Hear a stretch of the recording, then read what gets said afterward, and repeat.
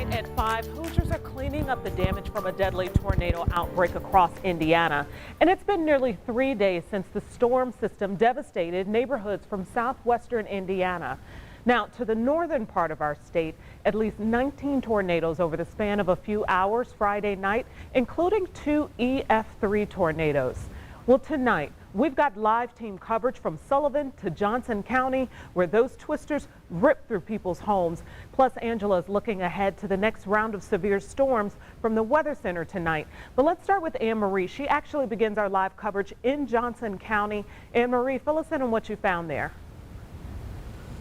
Well, good evening, Felicia. We're in Whiteland, and I want to show you we're on the driveway where you can see this car here behind me. There used to be a garage there, and it just blew away. And it's just an example of some of the damage here in Whiteland, where we now learned that it was an EF3 tornado with winds up to 140 miles an hour that tore through this area on Friday night. Fortunately, there are no injuries, but there were about 60 homes along these streets that were damaged.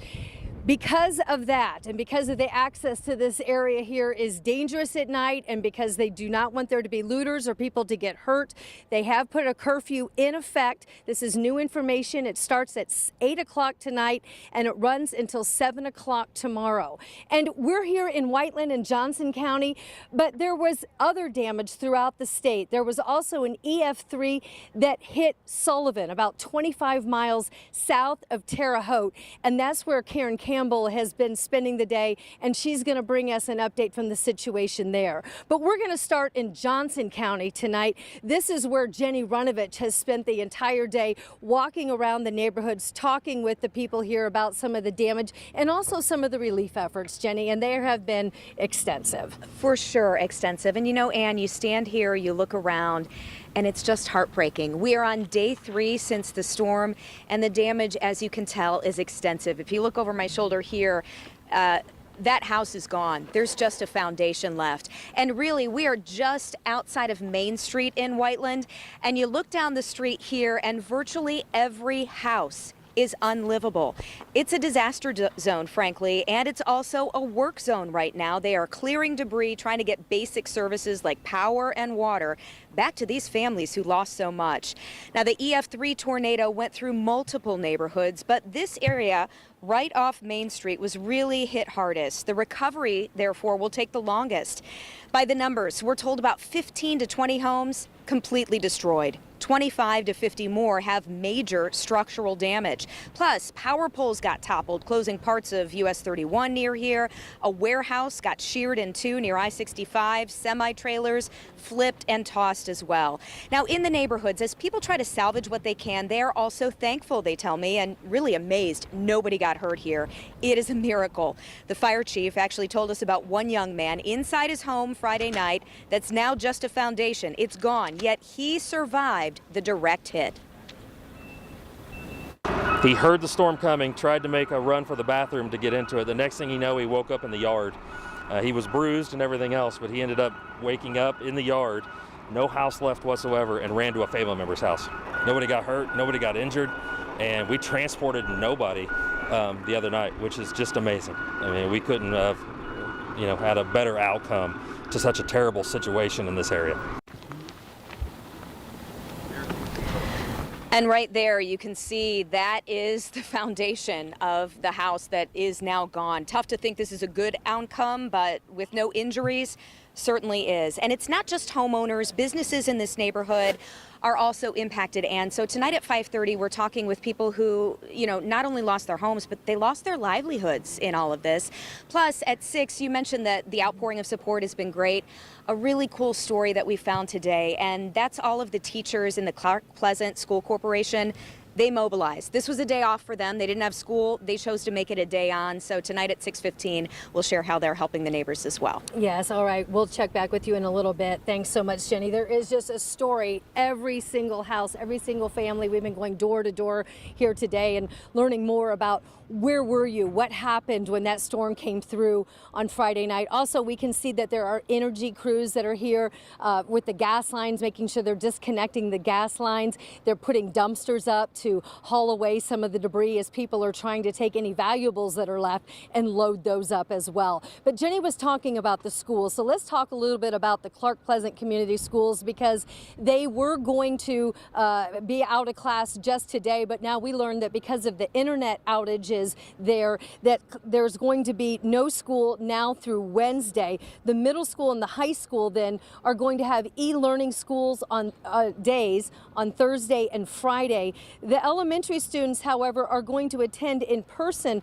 on Thursday and Friday because they have less reliance on the internet. Also, Franklin College, that was closed today. Students were allowed to return to campus today around 2 o'clock with the plan for classes to resume there after that. So that's the latest of the school impact, but there's been a lot of impact, not just here in Johnson County and Whiteland, but in other areas around the Midwest and around the state. And so, Felicia, I'm going to send it back to you so you can show some of the progress that's been made in the cleanup after those storms came through with such devastation on Friday night.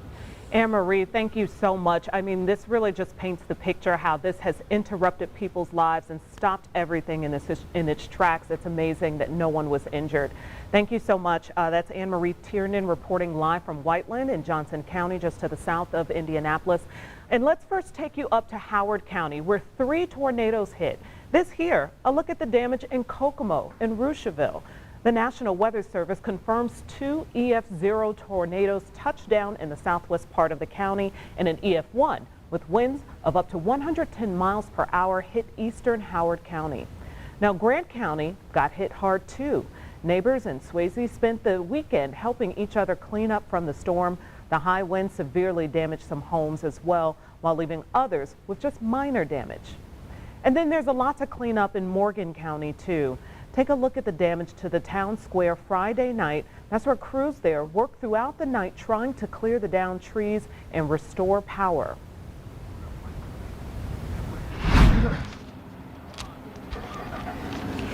Some of the damage that we're seeing is also from Drone Cam 13. That kind of really helps paint the picture of how widespread the damage is. Karen Campbell has been in Sullivan, which is just southwest of Terre Haute, where they also had an EF3 tornado tear through the area and cause widespread damage there. Karen, what's the scene like there where you are right now? Hey, and yeah, here in Sullivan, the scene is this. There's so many people that have come to this area that's been just devastated by this EF3 tornado. They want to help. We have teenagers, all ages, that are coming here. They just want to offer their support to those who have lost so much. Now, we are standing in front of a VFW, or I should say what used to be the VFW here. This storm had so much force that it ripped apart this military helicopter. Now, this is a helicopter that we are told former members of the VFW flew this very helicopter while they served. So this has been on display here at this VFW since 1994, and it's, you know, sentimental things like this that have just touched so many people. Lots of people, again, I mentioned they came out to help neighbors clean up, gather their belongings and any other mementos they can find. We saw volunteers walking around, helping them recover anything, things like photos, any clothes, especially important documents as they work to remove all of this debris. Now, we've seen, you know, Duke Energy out here. We've seen so many crews just helping to just pick up all of this debris, and it's so much that it's going to take some time, right? We also spoke with Evan Hamilton. He was here at the VFW. He tells us that the night of this tornado, there were 6 people inside when it happened. Take a listen to what he said.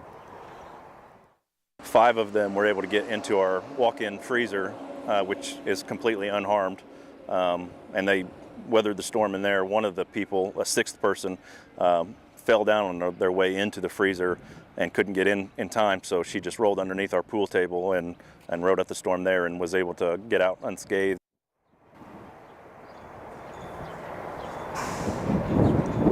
Yeah, and we've heard stories much like this of people who were inside of their homes when that tornado came through Sullivan. Some had their roofs blown off, vehicles destroyed. and as Jenny mentioned, their livelihoods just turned upside down. Now, neighbors describe it as surreal and heartbreaking. And coming up a little later, we're going to talk to some more neighbors, and we're going to show you more of this widespread damage and show you how people here are helping one another. And all right, thanks so much, Karen. You were talking about the roof damage, and I want to show you this house. This is the Duncan's house, and up here where the chimney used to be, if you look up here, Bill, up to the right there, you can see where the fireplace is. And here's the chimney, this brick chimney right here in the front yard. And when I stopped by earlier, the family that has lived in this house for 35 years was using this as a place to sit and eat some of the lunch that was donated to them that came from a local restaurant. And you can just imagine how heavy this is. They had 2 chimneys like this that they lost in the storm. And when it came down, the family was safe inside and nobody was hurt. But if you would like to help, the Red Cross is setting up some avenues where you can do just that. So we want to tell you about some different ways that you can donate. So they are providing relief for Indiana tornadoes and also tornadoes that came through the Midwest in general. You can go to redcross.org/donate. You can call 1-800-RED-CROSS.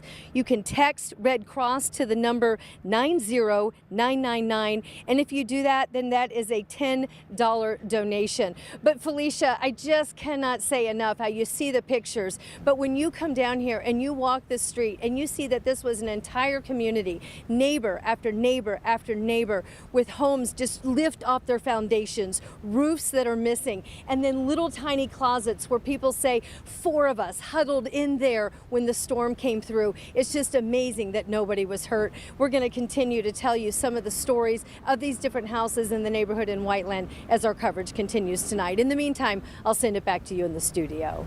All right, Anne-Marie, thank you so much painting that picture for us. I mean, Angela, your heart just goes out to them. You realize that could have been any of us this past weekend. Yes, and we go back under the risk of severe weather tomorrow, Felicia. Tomorrow and Wednesday, we want to make sure that you're weather aware. Storm Prediction Center already highlighting parts of central Indiana for that threat of severe thunderstorms.